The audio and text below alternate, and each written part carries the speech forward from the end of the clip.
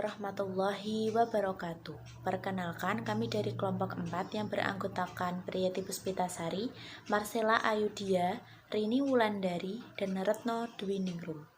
Pada kesempatan kali ini, kami akan mempresentasikan artikel ilmiah mengenai pengertian Al-Quran, keautentikan Al-Quran, prinsip penetapan hukum di dalam Al-Quran, kedudukan dan fungsi Al-Quran. Pengertian Al-Quran. Al-Quran menurut bahasa diambil dari kata wa-Qur'an, Qur'ah, yakur, dan akur, yang berarti sesuatu yang dibaca. Arti ini mempunyai makna anjuran kepada umat Islam untuk membaca Al-Quran. Al-Quran juga bentuk masdar dari Al-Qur'ah, yang berarti menghimpun dan mengumpulkan. Al-Quran menurut istilah adalah firman Allah Subhanahu wa Ta'ala yang disampaikan oleh malaikat Jibril dengan redaksi langsung dari Allah Subhanahu wa Ta'ala kepada Nabi Muhammad SAW dan yang diterima oleh umat Islam dari generasi ke generasi tanpa ada perubahan. Al-Quran diturunkan ke bumi dan diterima oleh Nabi Muhammad SAW sebagai Nabi terakhir. Berdasarkan definisi tersebut, maka setidaknya ada 5 faktor penting yang menjadi faktor karakteristik Al-Quran, yaitu 1. Al-Quran adalah firman atau kalam Allah Subhanahu wa Ta'ala. Kedua, Al-Quran hanya diberikan kepada Nabi Muhammad SAW. 3. Al-Quran adalah mukjizat. 4. Diriwayatkan secara mutawatir. 5. Membaca Al-Quran dicatat sebagai amal ibadah. Keautentikan Al-Quran. 1. Bukti kebenaran Al-Quran. Pemahaman dan tafsir Al-Quran Al-Karim memperkenalkan dirinya dengan berbagai ciri dan sifat.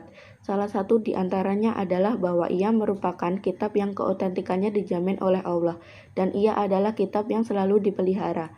Inna nahnu nazalna az-zikra wa inna lahu lafizun. Sesungguhnya kami yang menurunkan Al-Quran dan kamilah pemelihara-pemeliharanya. Demikianlah Allah menjamin keautentikan Al-Quran, jaminan yang diberikan atas dasar kemahakuasaan dan kemahatauannya, serta berkat upaya-upaya yang dilakukan oleh makhluk-makhluknya, terutama oleh manusia.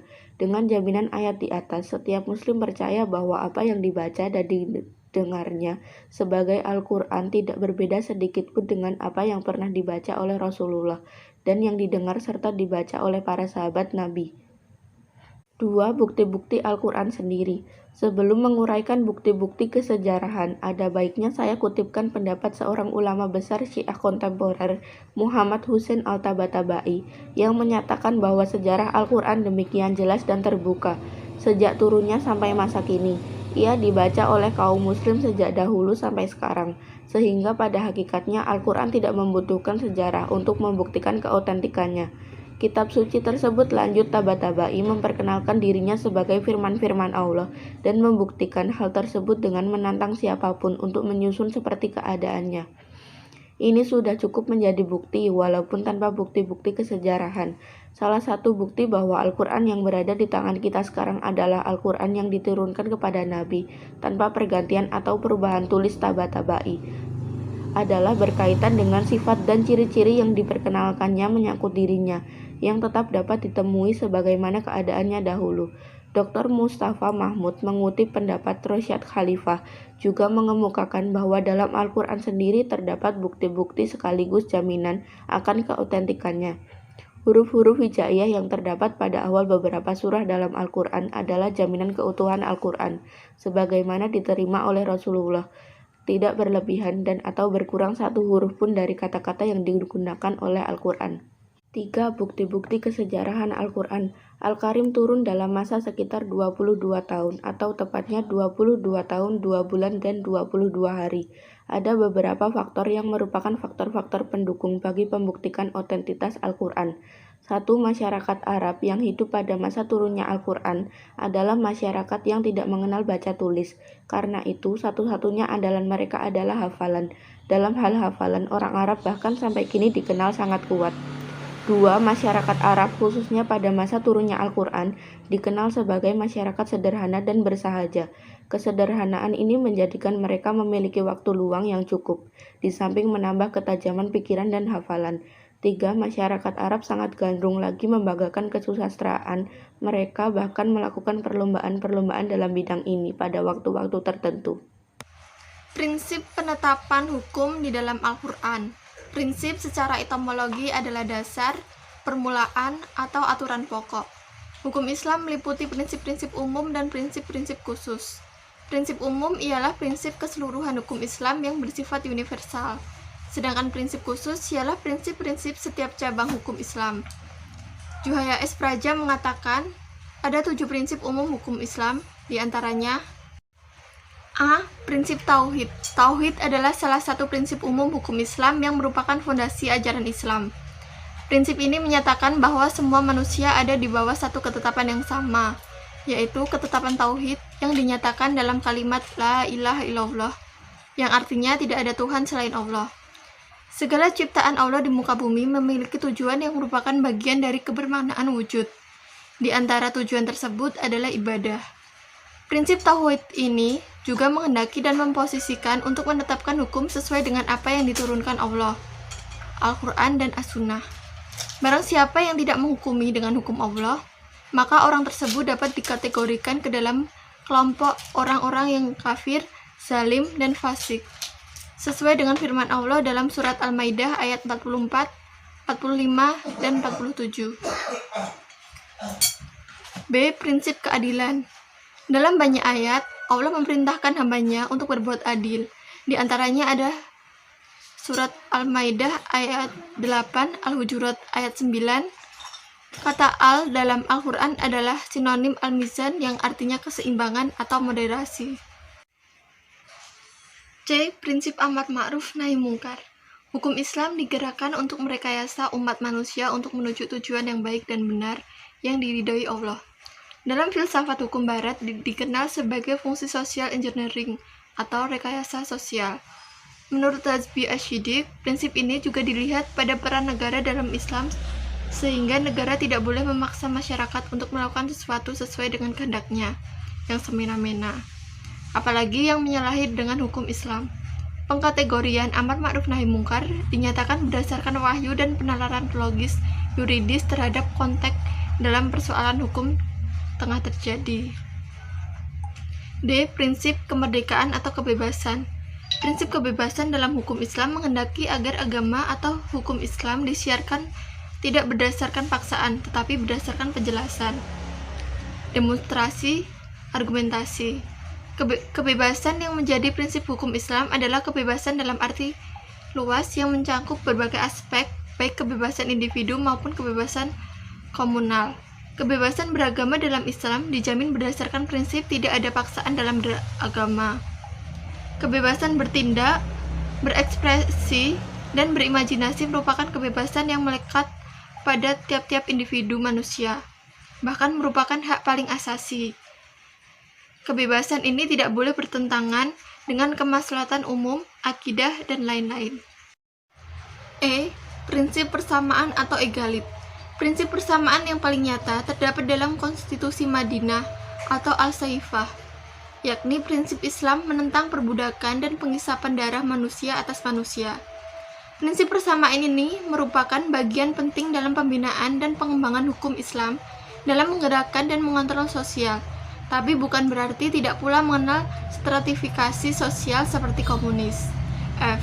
Prinsip Al-Ta'awun, membantu antar sesama manusia yang diarahkan sesuai prinsip tauhid, terutama dalam peningkatan kebaikan dan ketakwaan. Prinsip ini menghendaki agar orang muslim saling tolong-menolong dalam kebaikan dan ketakwaan. G. Prinsip toleransi. Prinsip toleransi yang dikehendaki Islam adalah toleransi yang menjamin tidak terlanggarnya hak-hak Islam dan umatnya. Tegasnya, toleransi hanya dapat diterima apabila tidak merugikan agama Islam.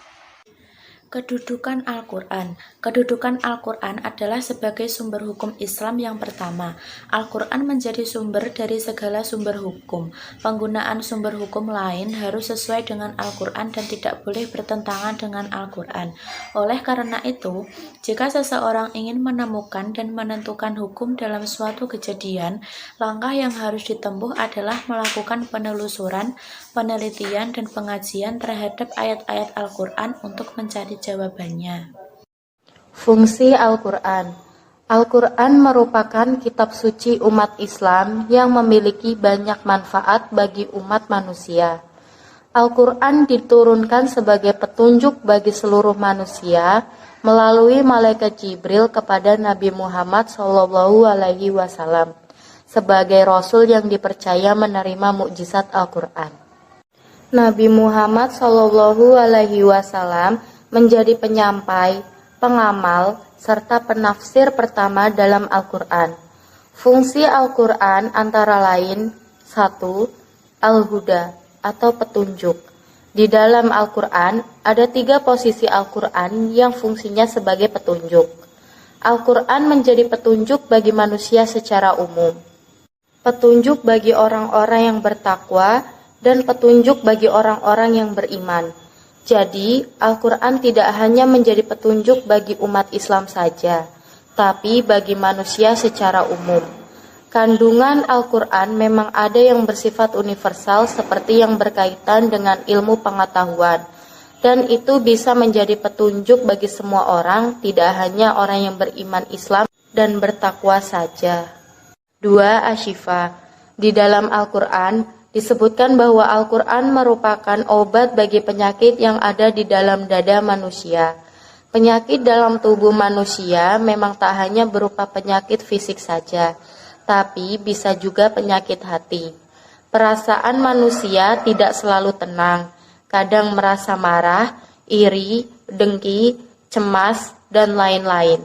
Seseorang yang membaca Al-Quran dan mengamalkannya dapat terhindar dari berbagai penyakit hati tersebut. Al-Quran memang hanya berupa tulisan saja, tapi dapat memberikan pencerahan bagi setiap orang yang beriman. Saat hati seseorang terbuka dengan Al-Quran, maka ia dapat mengobati dirinya sendiri sehingga perasaannya menjadi lebih tenang dan bahagia. 3. Al-Furqan atau pemisah. Nama lain Al-Quran adalah Al-Furqan atau pemisah. Ini berkaitan dengan fungsi Al-Quran lainnya yang dapat menjadi pemisah antara yang hak dan yang batil, atau antara yang benar dan yang salah. Di dalam Al-Quran dijelaskan berbagai macam hal yang termasuk kategori salah dan benar, atau hak dan yang batil. Jadi, jika sudah belajar Al-Quran dengan benar, maka seseorang seharusnya dapat membedakan antara yang benar dan yang salah. Misalnya saja saat mencari keuntungan dengan berdagang. Dijelaskan bahwa tidak benar jika melakukan penipuan dengan mengurangi berat sebuah barang dagangan. Begitu juga dengan berbagai permasalahan lainnya yang bisa diambil contohnya dari ayat-ayat Al-Quran. 4. Al-Mu'izah atau nasihat. Al-Quran juga berfungsi sebagai pembawa nasihat bagi orang-orang yang bertakwa. Di dalam Al-Quran terdapat banyak pengajaran, nasihat-nasihat, peringatan tentang kehidupan bagi orang-orang yang bertakwa, yang berjalan di jalan Allah.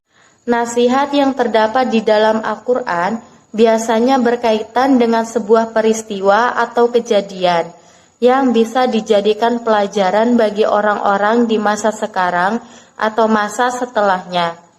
Nasihat atau peringatan tersebut penting karena kita sebagai manusia seringkali menghadapi berbagai macam masalah, dan cara penyelesaiannya sebaiknya diambil dari ajaran agama.